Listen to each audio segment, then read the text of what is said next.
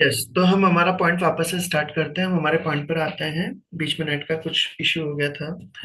भाई हमें यहाँ पर क्या बोल रहा हूँ मैं, हमें यहाँ पर क्या करना है, एसेट का एक डिस्पोजल अकाउंट हमें अलग से सेपरेटली बना दिया जाता है। और डिस्पोजल से रिलेटेड जो भी इंफॉर्मेशन है हम सारी वहां पर शो करेंगे। तो आप लाइक असेट्स की कॉस्ट को जब रिमूव करेंगे असेट अकाउंट में से, तो आप एंट्री क्या करेंगे, डेबिट डिस्पोजल अकाउंट और credit non current assets account. भाई हमने पढ़ा अभी हाल, असेट अकाउंट में हम किधर लिख रहे हैं, असेट डिस्पोजल के नाम से। तो आपकी एंट्री क्या बन जाएगी, डेबिट असेट डिस्पोजल अकाउंट और credit asset account, first entry. Second point, जब आप डेप्रिसिएशन को रिमूव करेंगे तो डेप्रिसिएशन को भी कहां पर डालेंगे आप, असेट डिस्पोजल अकाउंट के अंदर। तो डेबिट अक्यूमुलेटेड डेप्रिसिएशन अकाउंट और क्रेडिट डिस्पोजल अकाउंट। थर्ड, जब आप असेट्स को सेल करेंगे तो account for the sale process, debit cash account और क्रेडिट असेट डिस्पोजल अकाउंट। क्योंकि हम असेट से रिलेटेड पूरा का पूरा अमाउंट हम किस में डाल चुके हैं, असेट डिस्पोजल अकाउंट में डाल चुके हैं। तब जो भी एंट्री होगी वो डिस्पोजल के नाम से किया जाएगा। आप डायरेक्टली असेट्स को क्या कर चुके हैं, asset have been transferred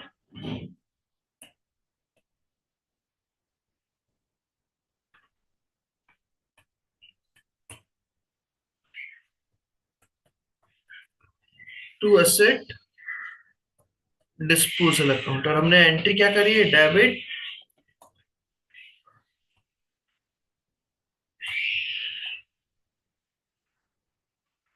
asset disposal account और क्रेडिट असेट अकाउंट। तो उससे हमारी चारों एंट्री बन जाएगी। और वही लास्ट में हम क्या करेंगे, स्टेप नंबर 4 के अंदर, balance of the disposal account to find out the profit और लॉस ऑन डिस्पोजल। और उसके बाद में हम क्या करते हैं, उसका प्रॉफिट लॉस निकालते हैं उसका, ताकि डिफरेंस अमाउंट से हमारा प्रॉफिट लॉस आ जाए। अगेन ऑन डिस्पोजल, अगर आपको गेन होता है तो उसको हम पीनल में शो करेंगे in the statement of P and L as sundry income. और लॉस अगर होता है तो एक्सपेंसेस के फॉर्म में शो किया जाता है। इसका डायरेक्टली हम एक्टिविटी नंबर 7 देखने से पहले एक क्वेश्चन देखते हैं। लाइक जैसे सपोज एक एग्जांपल लेता हूं मैं, अ मशीन कॉस्टिंग ₹5 लाख। एक मशीन है जिसकी कॉस्ट है कितनी, 5 लाख, ऑन 1 जनवरी 2012। 1 जनवरी 2012 को आपकी मशीन की कॉस्ट प्राइस है कितनी, 5 लाख। उसके अलावा आपको बता दिया है accumulated depreciation,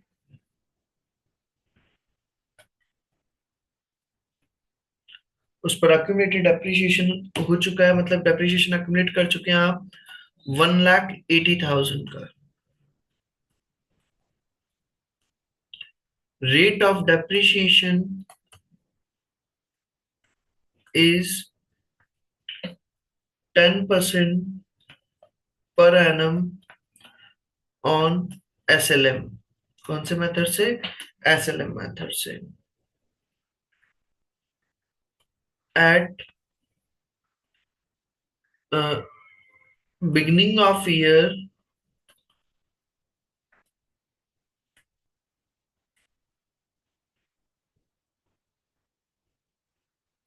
machine cost price of ₹2 lakh have been sold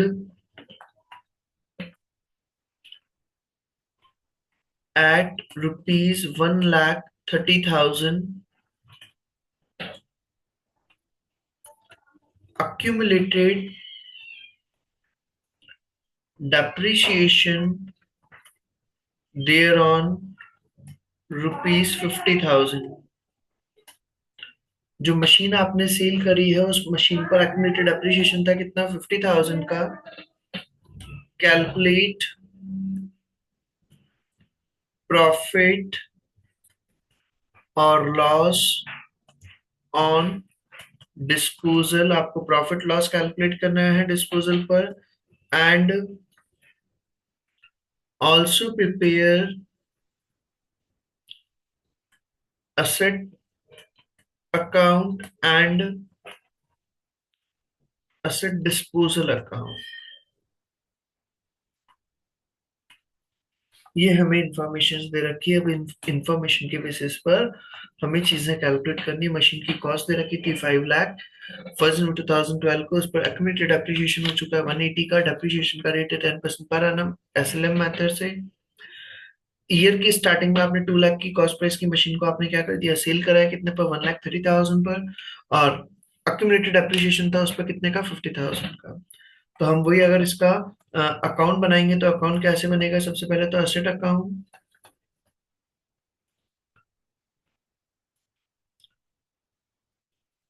asset account हम बनाएंगे तो वही ओपनिंग बैलेंस आ जाएगा हमारा, बैलेंस बीडी। और ओपनिंग बैलेंस हमारा असेट का रखा हुआ था कितना बेटा, 5 लाख। कॉस्ट प्राइस में हमेशा एसेट अकाउंट बनता है किस पर, एट कॉस्ट प्राइस। तो आपको यहाँ पर फिगर आ जाएगा 5 लाख, क्योंकि वैसे भी उन्होंने अक्यूमुलेटेड एप्रिसिएशन शो कर रखा है, मतलब कि हर साल एप्रिसिएशन माइनस नहीं करते हैं।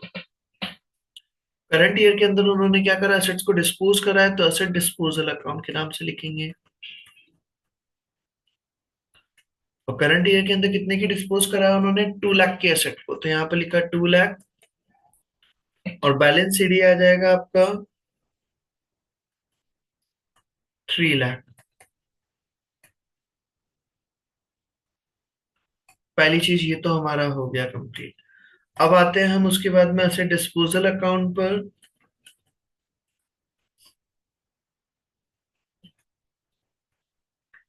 तो एसेट डिस्पोजल अकाउंट के अंदर कैसे लिखेंगे बेटा, हमारा एसेट डिस्पोजल अकाउंट आया था तो इसमें आ जाएगा एसेट अकाउंट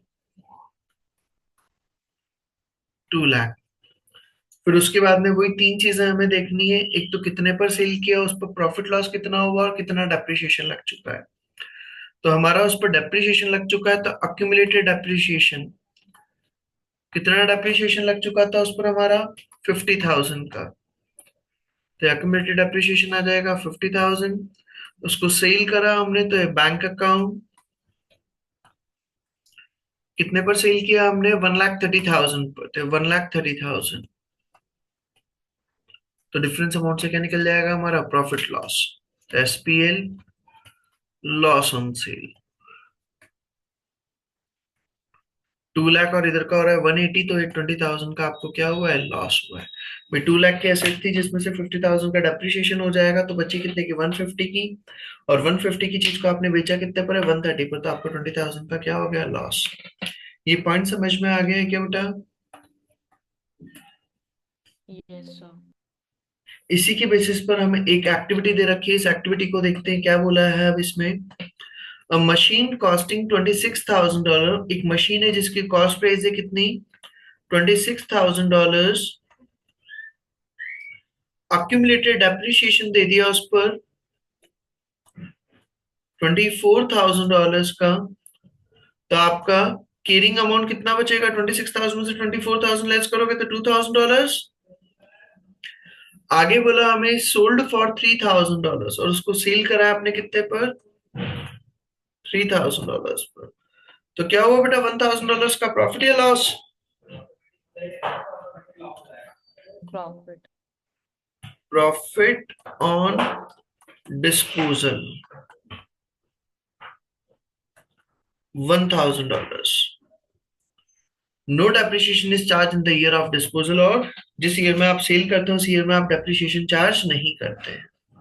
अब आपसे पूछा है, क्या क्या पॉइंट पूछा है, कैलकुलेट द प्रॉफिट और loss on disposal and state the double entry required to record the disposal. तो सबसे पहले तो आपको प्रॉफिट या लॉस कैलकुलेट करना है, तो हमारा क्या आ गया यहाँ पर, प्रॉफिट आ गया।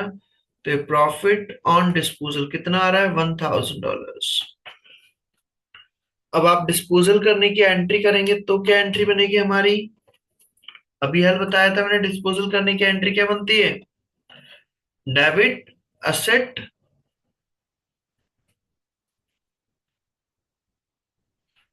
डिस्पोजल अकाउंट,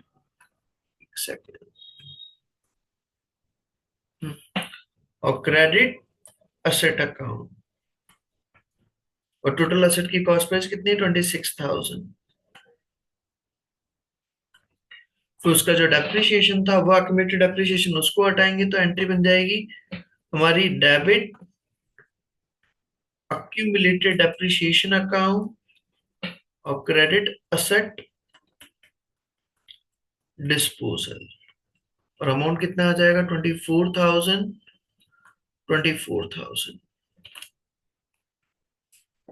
और थर्ड पॉइंट बोला है अकाउंट फॉर कैश रिसीव्ड। जब आपको कैश रिसीव होगा तो क्या एंट्री करेंगे? तो डेबिट बैंक अकाउंट और क्रेडिट असेट डिस्पोजल अकाउंट। और आपने कैश में सेल करा था तो कितने में सेल करा था उसको?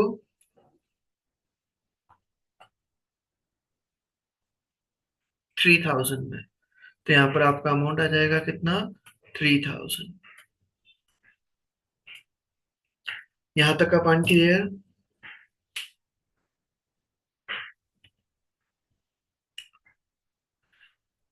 क्लियर है यहाँ तक का पॉइंट बेटा?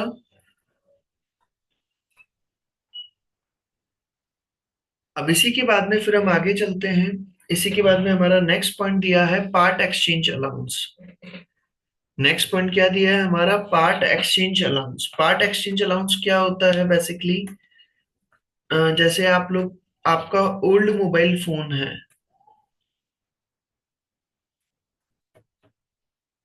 आप उसको एक्सचेंज करा करके with new mobile,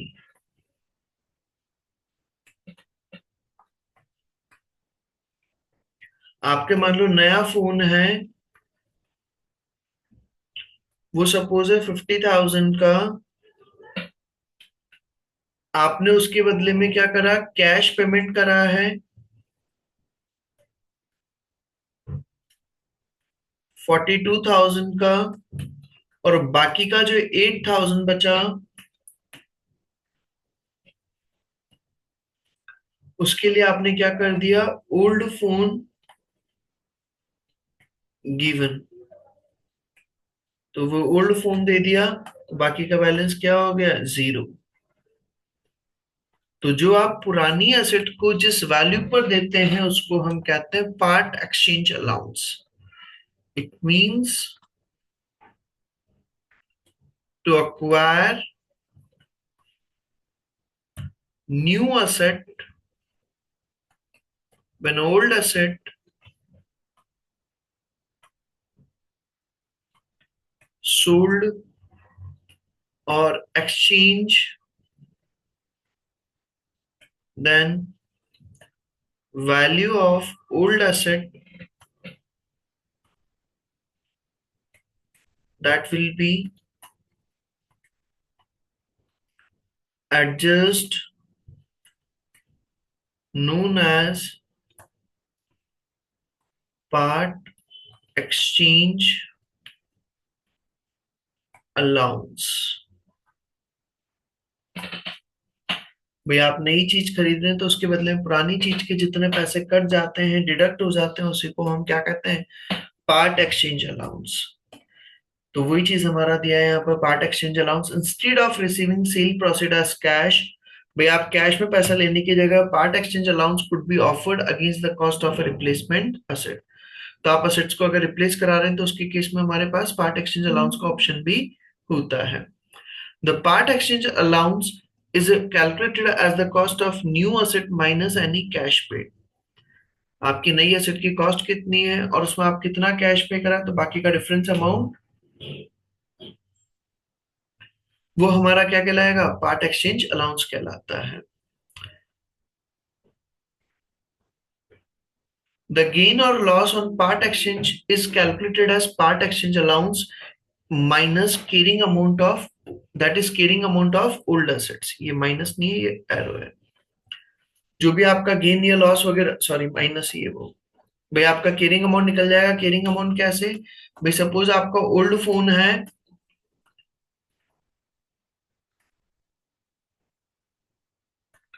old phone का कैरिंग अमाउंट था मान लो 9,000। ओल्ड फोन का कैरिंग अमाउंट था 9,000, आपने उसको एक्सचेंज में दिया है, उसकी एक्सचेंज वैल्यू में गया है वो कितने का? 8,000 का। तो वो जो 1,000 है वो आपका क्या हो जाएगा? Loss on disposal.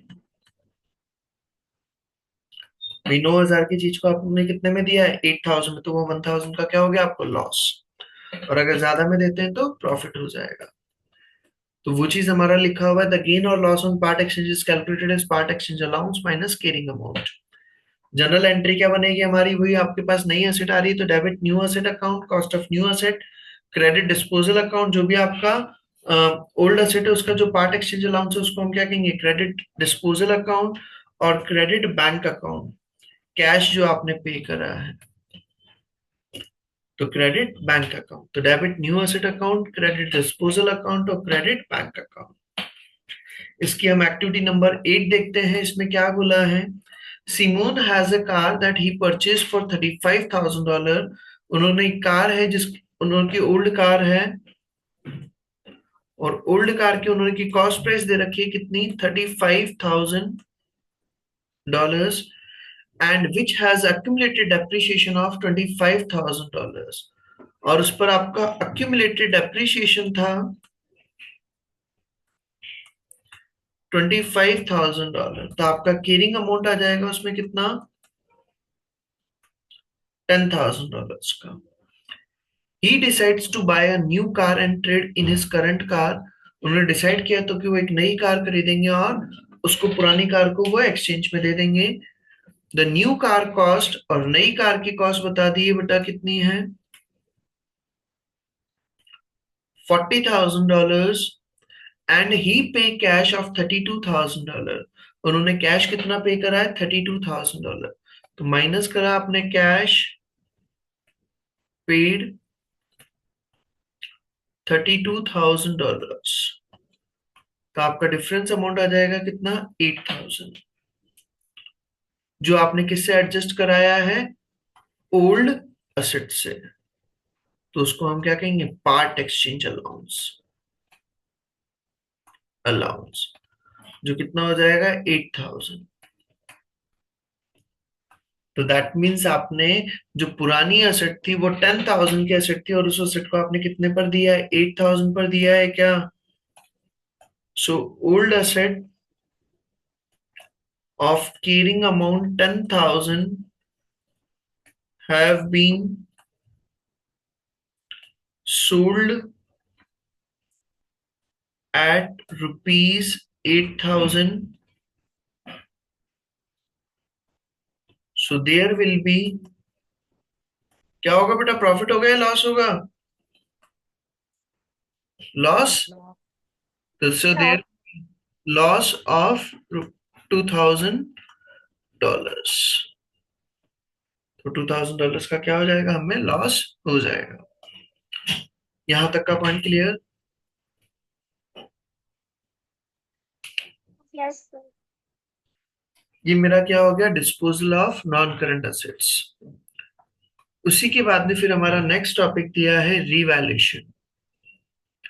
Next topic हमारा दिया है बेटा रीवैल्यूएशन। रीवैल्यूएशन क्या होता है, अब हम इस टॉपिक को स्टार्ट करते हैं। भाई नॉर्मली हम क्या करते हैं,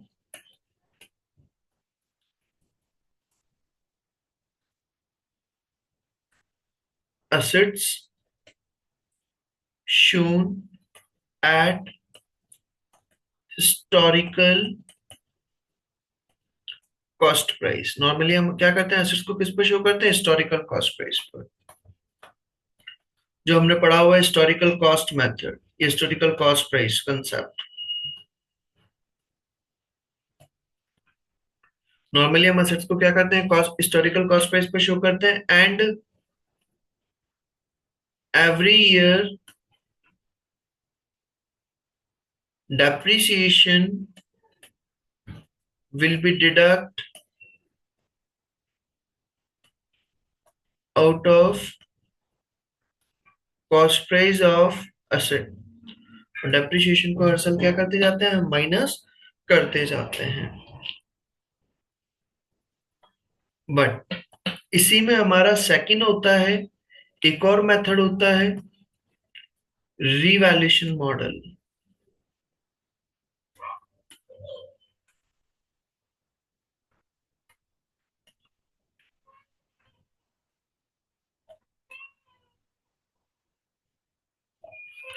Under this method, assets will be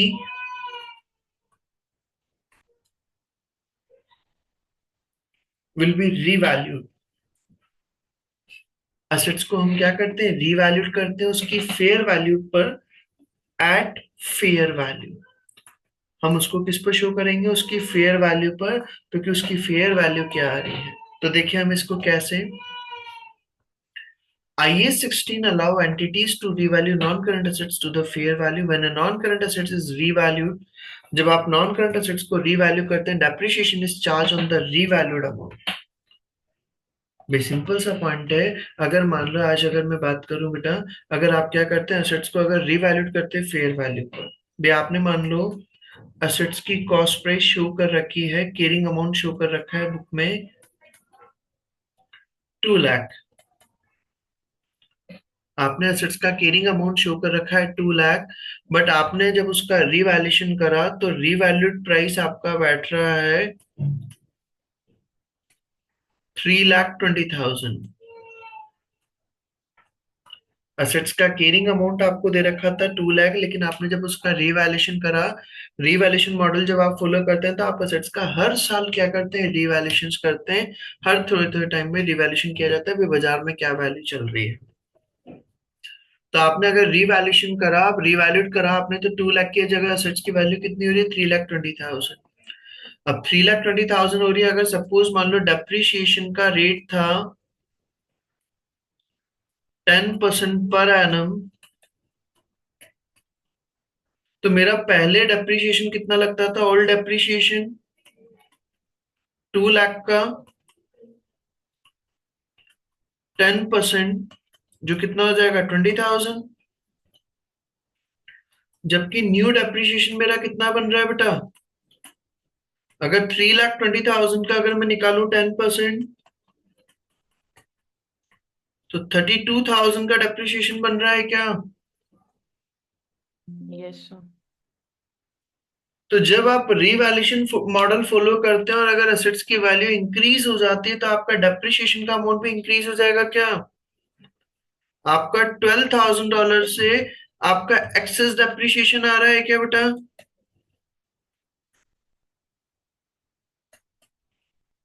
so if there is revaluation of assets,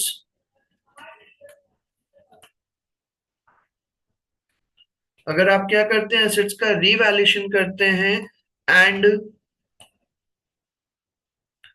after revaluation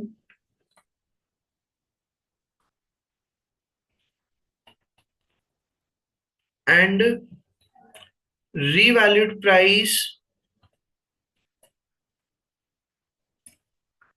is higher than cost carrying amount shown in the books, then अगर रीवैल्यूएशन अगर होता है और रीवैल्यूड अमाउंट अगर ज्यादा है केयरिंग अमाउंट से, then difference amount, तो वो जो डिफरेंस अमाउंट होता है, पहली चीज तो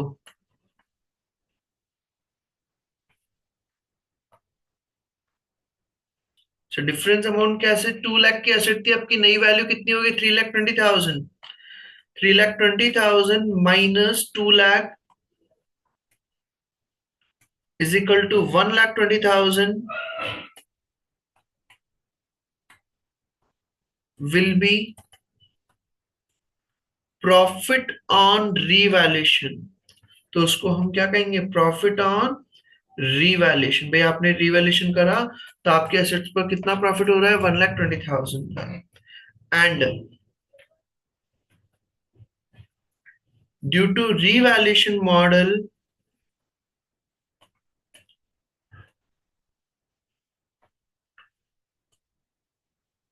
if revalued price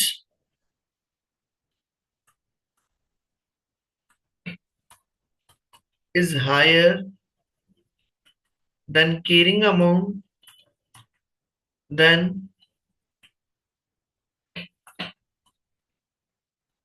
there will be excess depreciation, तो वहां पर डेप्रिसिएशन भी क्या होगा, आपका ज्यादा लगेगा। तो आपका डेप्रिसिएशन भी क्या हो जाएगा बेटा, ज्यादा लगेगा। और रीवैल्यूएशन सरप्लस जो होता है, रीवैल्यूएशन सरप्लस बोल दें हम उसको, या फिर हम उसको रीवैल्यूएशन रिजर्व बोल दें,